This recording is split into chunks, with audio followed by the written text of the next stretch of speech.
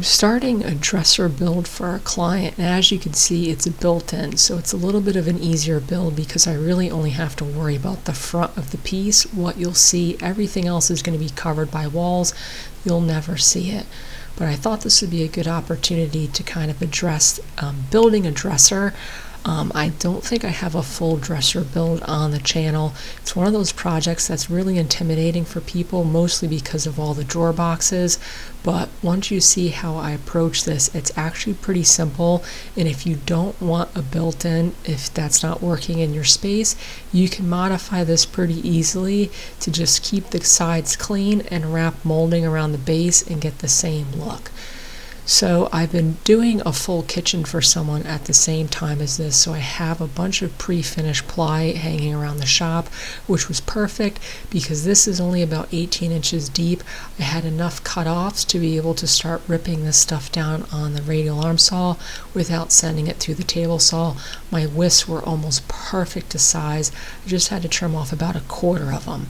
So basically what I'm doing is I'm going to be making a stand, which will be later in the video, which is essentially the base this will be sitting on. It's the same way I approach built-ins, and then the dresser will be sitting on top of it.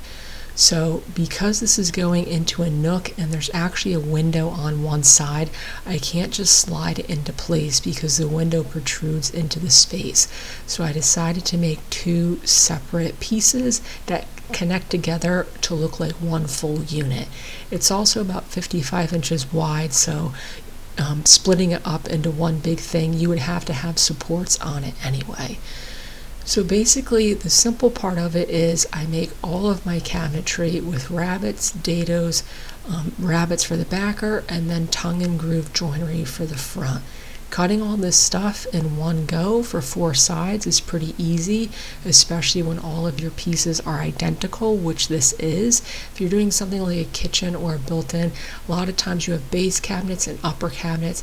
You have to adjust the widths and depths and all of those dimensions in order to make it work. Something like this, I can mark all of my pieces. There's going to be a skinny top drawer about 2 inches and then 2 thicker drawers below that. So because I was using SketchUp, I had most of the math already done. I could transfer that to my sides, but the basic math is going to be there's a rabbet at the top, 3/4 inch plies going into that rabbet, then there's going to be a 2-inch opening for a drawer.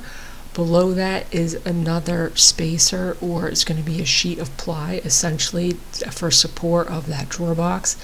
And then 2 12-inch boxes, so just one middle shelf essentially, which will be another support, and then the base.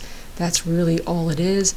After I calculated that top drawer, I just split up the rest of my space equally, so the 2 bottom drawer boxes are about the same. And then for the base, I always come up at least 1/4 inch off the bottom, because you don't want a flat piece sitting on the floor or on a base. If you're making a base, it just is going to be more stable if you have minimal contact points on that base. So that's it. That's pretty much the bread and butter of it, that top rabbet, and then dados for all of my shelves. In this case, they're going to just be supports for the drawer boxes, but if you're making a bookcase, they would essentially be shelves. Once that's done, I could put a rabbet on the back for the backer. I'm doing a 1/2 inch backer on this just because I have it in the shop. It saves the customer money because I already had it. And whenever I transport stuff, I don't mind putting a 1/2 inch backer on there because stuff gets tweaked going down the highway. Moving stuff into people's homes just makes it super, super sturdy. Before I finish this up, all I'm doing now is I'm doing the tongue and groove on the front of the piece. That will go on the front edge of everything. So you can see how adding it at this stage really doesn't add a lot of time to it. I already have the dado stack in there. I'm already cutting all this joinery, and it's just going to be a 1/4 inch tongue centered on the front. So all I did was cut about 3/16 of an inch on the bottom, flip it over, cut about 3/16 of an inch on the top, and it goes 3/8 of an inch into the cabinet. Now before I take all this stuff off the saw, because I only have one saw, so I'm always changing the dado stack in and out. Like I said, that tongue and groove also has to go on the front partitions. So I had some scrap laying around, I added it to that, and then I could cut it down later in the video. Same thing for the upper supports. These aren't going to be solid shelves. There's really no point to them being solid shelves because they're going to be covered, so I'm only going to do half supports. And then my sides were done. So at this point I could start the base. I also like to make really solid ladder style bases. It's all going to be dado joinery.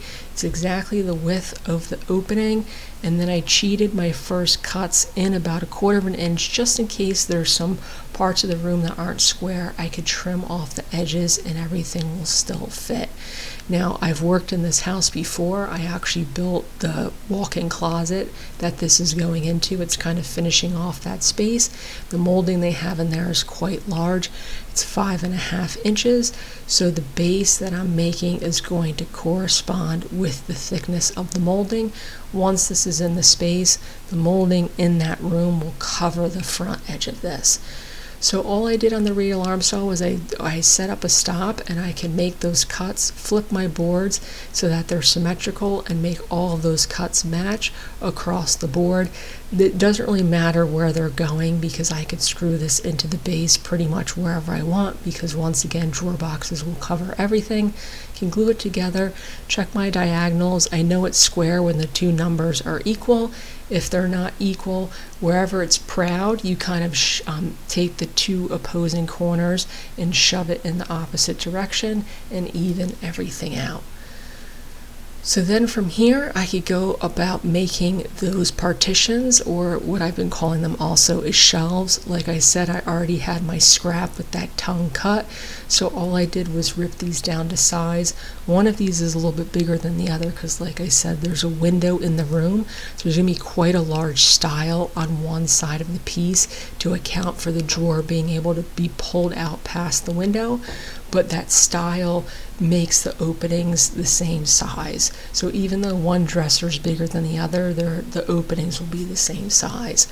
Before I glue all this stuff together, I go through and pre-drill through the interior into the back side. It's the easiest way to line up all of your holes, and then I could glue it together. So the reason I think this project is so easy is because, as you can see, it's just a couple joints. If you have a dado stack, they're very simple to cut, but also because mine's a built-in, I'm lucky enough that I can just screw in from the edges and use screws as clamps. But if you want something like this floating in space, or you want it longer to sit against a wall, all I would do to change this design is I would keep my edges clean, so I would use clamps instead of screws to hold all this together, and then I would just extend that bottom molding, which will be the finishing touch, around the sides, and it would basically look like a regular dresser. You can even add some trim to the edges of this to kind of style it up a bit, but it could essentially be the exact same thing if it isn't a built-in floating in space, by just making those few little modifications. So then to glue all this up, as you can see, I put all of my partitions in place, and then I could screw the top together. When you have all these rabbits and dados, this stuff usually squares itself up pretty easily without having to make too many tweaks. And then, like I said, I was using scrap, so my backer is actually a half backer. I just made sure it lined up with a partition so you won't see the seam. And then I used that backer to also help square up the rest of the cabinet. Same process, going to check my diagonals. Once they're accurate, I know it's going to be square. Especially with drawer boxes and doors, you really want to make sure those openings are square. It's going to make doing the inset doors that much easier. And then that is my first piece. Now, I worked on this over the course of a couple days because, like I said, I'm working on a kitchen at the exact same time. But all in all, the work in this video I got done in less than a day's time. It's a pretty quick build. Here's the island I'm working on also at the same time, and I saved my face frames because even though that island's getting oak for its face frame, the dresser is going to be painted, so I'm using poplar paint grade hardwood for the front of it. It was easier to wait and to get those both to the carcass stage and finish them up. So for this, it's pretty simple. Like I said, I have one thick stile on the right hand side, and then the middle stile is 1.5 inches to account for the double wide thickness ply. and then the other style is going to match the middle, and then I'm going to have it cantilever over the edge just a little bit so I can scribe it when it gets into the space. So all I did was rip those dimensions and my pieces, and then all my partitions are going to be 1 inch. So I cut them down to size, I ripped all of them. You can see this is what that 3-inch one looks like in space, and it's got that groove on the back. I haven't connected any of this yet because I might have to make a few tweaks. Haven't talked to the customer about a couple things. But then for the middle, you can see all I'm doing is I'm lining it up, and I can mark where those cuts have to be. Whenever I'm doing a double spline, they're usually symmetrical because it's covering 2 pieces of ply. So I can make that mark, send it through the table saw, flip it around, and then it will be perfectly symmetrical. Once it's out of the table saw, I could pop them all in place. So because I have all these tongues in the dresser, once you're doing the styles, you have to remove a little bit of material so it pops in place. But all of my horizontal rails, I don't have to worry about that. So up front, it could look like a lot more work, but honestly, I've done face frames with pocket hole screws. That's a great way to do it as well, but I don't have a lot of flat surface area to do these, so that's one of the reasons I started cutting them this way. It just makes life a little bit easier, especially since I'm already putting all that joinery on the sides of these. Adding that tongue doesn't add a bunch of time, and then just splitting these out is not hard either. Then like I said, all of these horizontal rails are 1 inch, and once I have that set, I could cut, there was 8 of them, I could cut all 8 of them because they're all hanging down the same depth, and just attach them as well. So rip that tongue on that groove on the table saw, cut it down to size, and then they all just pop into place.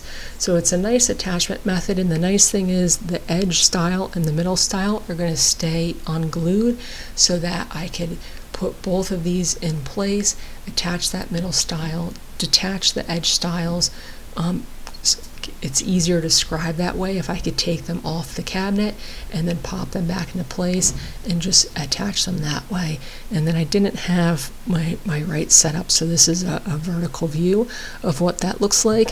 There'll probably be one more video to this. I don't know if it'll be next week because I'm going to be out of the shop installing parts of that kitchen, but there will be one more part to this dresser build.